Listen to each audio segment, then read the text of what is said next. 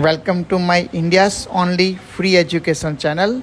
Kindly subscribe, like and share to the needed one. Next exercise. એમાં શું કરવાનું છે? પેશન્ટને સેમ ગરદન ટાઈટ કરવાની, કમર ટાઈટ કરવાની. બે પગને થોડા પહોળા કરી દીધા છે અને બે પગની વચ્ચે બોલને મેં મૂકી દીધું છે. હવે પેશન્ટને કહેવાનું છે તમારે ગરદન કમરની જોડે જોડે બે પગની વચ્ચે બોલને દબાવવાનું છે.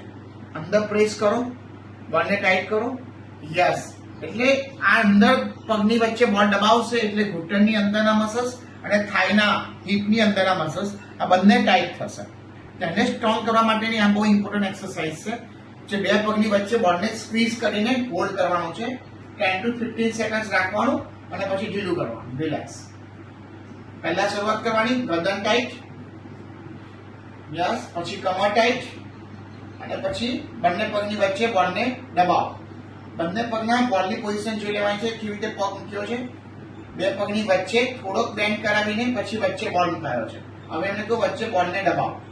યસ, અંદરની બાજુ બોલને પ્રેસ કરે છે એટલે બરાબર આ કમ્ફર્ટેબલ પોઝિશન હોવી જોઈએ તો બરાબર પ્રેસ થશે.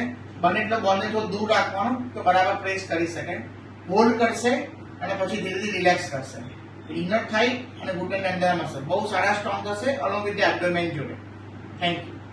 Thank you for watching. Please give your comments and feedback. Stay tuned for more upcoming new videos.